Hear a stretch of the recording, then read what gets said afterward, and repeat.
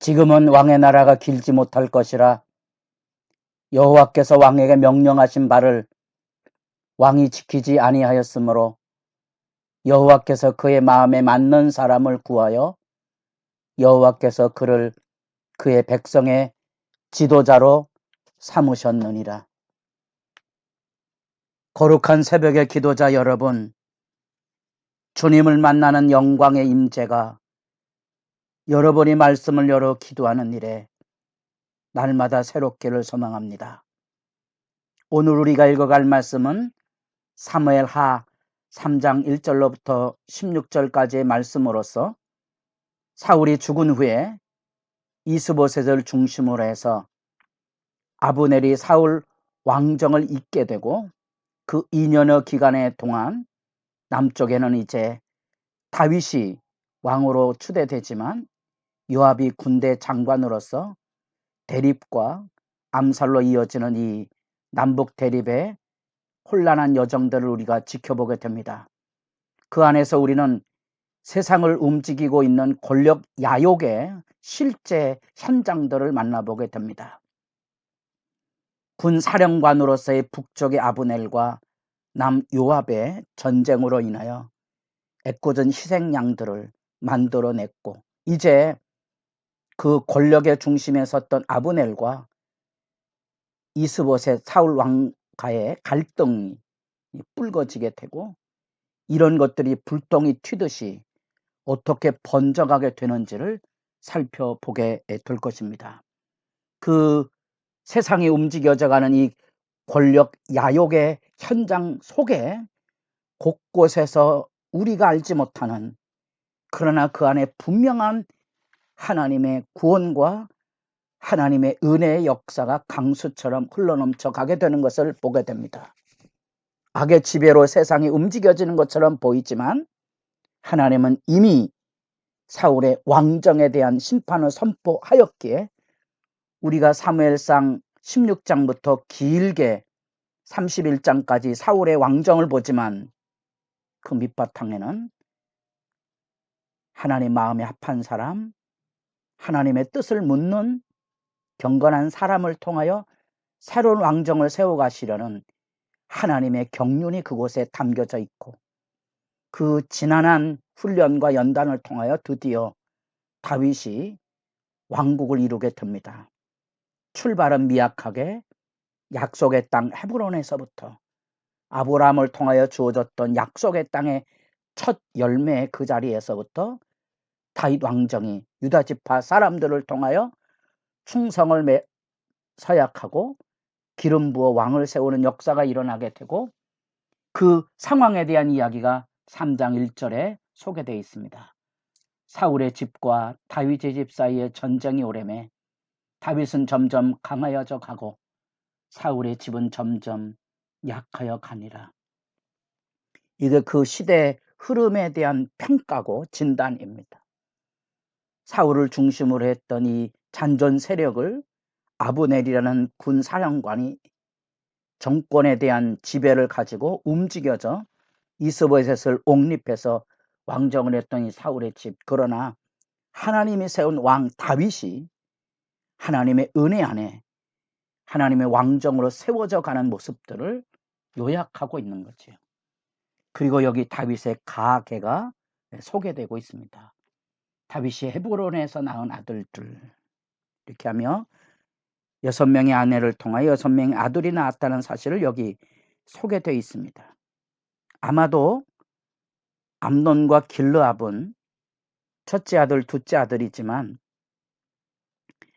아히노암과 아비가일의 다윗의 유다 방랑 속에서 주어졌던 결혼관계였고 그들은 아마 아히노암과 아비가일은 그 유다 지파의 땅에서 제법 세력을 가지고 있는 그런 지파의 굉장한 유명한 가문의 아내였고 딸들이었으니까 그 세력을 가지고 있는 그 성화에서 다윗은 자녀를 얻게 되었다고 보는 거지요.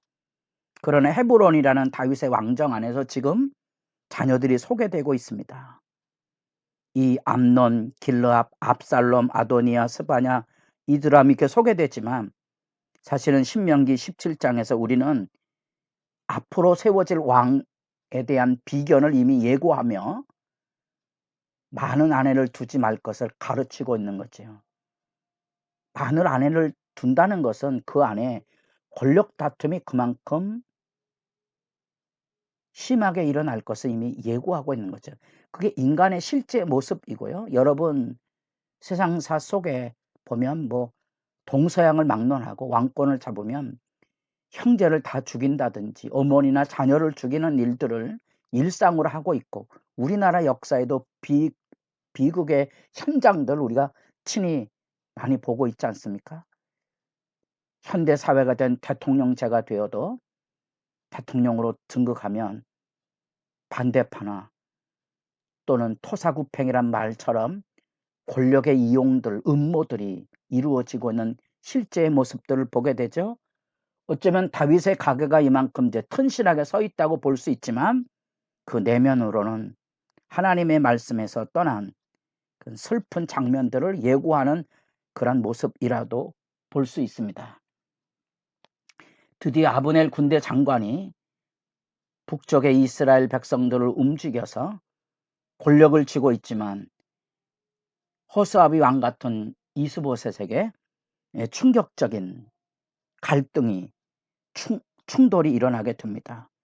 전쟁이 진행되는 그곳에 아마도 추정컨대 아브넬이 사울의 첩 리스바를 취하는 것으로 보면 이런 행동들은 이제 고대 사회, 왕정 사회 안에서는 선 왕의 첩을 취하는 것은 왕권에 대한 도전이거든요. 나중에 반란을 일으켰던 압살롬도 공개적으로 다윗의 자기 아버지의 후궁들을 성적으로 유린하는 장면들을 우리가 이제 보게 될 겁니다. 오늘날로서는 이해하기 어렵겠지만 고대 사회에서는 이런 것들이 그냥 일상적으로 받아들여지는 현실이라고 보면 됩니다.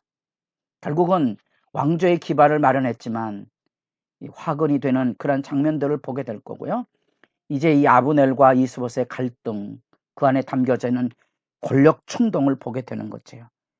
아마도 이 아브넬은 굉장히 지혜로운 사람, 보고 권력지향적인 사람인데 아마도 자기가 권력을 쥘 수 있다면 사울 왕관을 이어서 자기가 권력을 쥘 수 있는 실세임에도 불구하고 이스봇에서 옹립해서 그런 자기 권력을 유지하고 이후에 이 권력, 북이스라엘의 권력이 정당성이 없고 민심이 따르지 않는 것을 보고 남 다윗에게 내려가 헤브론으로 내려가 협상하는 것을 보면 굉장히 현실적인 권력의 야욕자로 봅니다.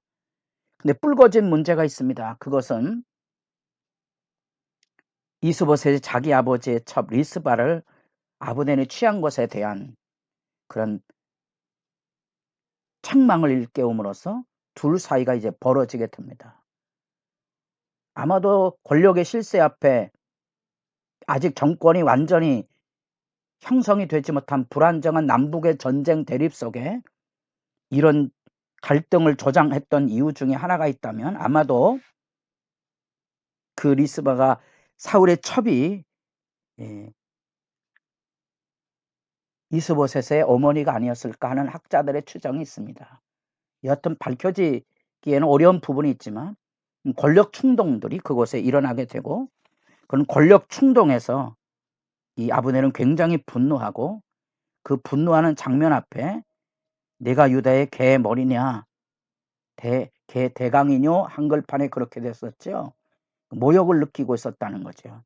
이게 인간이 가지고 있는 죄의 실체, 자기 범죄, 죄악을 감추고 분노를 통하여 베푼 은혜를 망각하고 있는 이스보셋을 오히려 공박하고 그 안에서 그는 또 다른 권력의 충동을 가지고 다윗과 협상을 하고 권력을 팔아먹는 그런 창략까지 나아가게 되는 모습을 이제 보게 됩니다. 이런 것이 정치적인 거래와 협상이고요. 이렇게 우리가 역사를 읽어가며 우리는 지금 과거 역사를 배우는 게 아니고 거기서 어떤 교훈을 얻는 게 아니고 하나님이 우리에게 가르치는 하나님의 말씀을 묵상하는 겁니다. 현대사 안에도 우리가 권력의 이합 집산을 보고 심지어 남북 대립이 있을 때 그 남북 대립의 이 권력 지형들이 대부분 지금 여기 아브넬과 이스봇의 갈등처럼 권력을 쥐기 위한 암투, 암살, 심지어 그 안에 민족 전쟁을 일으키고도 오늘날의 역사에서 이 김일성의 남침 사건을 약화시키고 하는 모습들은 굉장히 통탄스러운 일이고요. 민낯을 잘 보셔야 됩니다. 성경은 이렇게 민낯을 잘 그대로 드러내주고 있습니다. 그런 점에서 우리가 하나님 앞에 하나님의 말씀을 읽고 그 말씀 앞에 어둠의 세상의 현실을 분별하고 우리도 작은 공동체 안에 교회라는 가정이라는 이런 공동체 안에도 끊임없는 이런 죄의 권력 싸움, 주도권 싸움, 자존심 싸움의 강교함, 그 위선, 거짓들을 우리가 함께 묵상하고 살피는 것이 기도의 의미고 말씀 묵상의 의미가 되는 거죠. 이 세상의 권력은 그 근본에 사단의 충동이 있다는 사실입니다. 그 사단의 충동 때문에 그 야망들이 어떻게 이루어지는지 자꾸 진리에서 벗어나는 다윗도 여러 아내를 둠으로써 정치적인 안정을 꾀했지만 결국 그것이 빌미가 돼서 나중에 그 죄의 사슬에 매달리게 되는 고통을 겪게 되는 현실이 되죠. 하물며 개인 권력의 야욕을 가졌던 그런 아브넬과 이스봇의 관계에 뭘 더 기대하겠습니까? 그 안에 담겨져 있는 술수와 충동의 실제 사례들을 우리가 만나보게 되고요.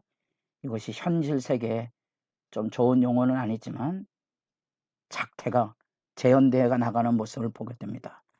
말씀을 통한 자기 성찰이 세상에 대한 분별이 주님 앞에 기도할 때 보다 더 진지하게 열려질 수 있기를 바랍니다.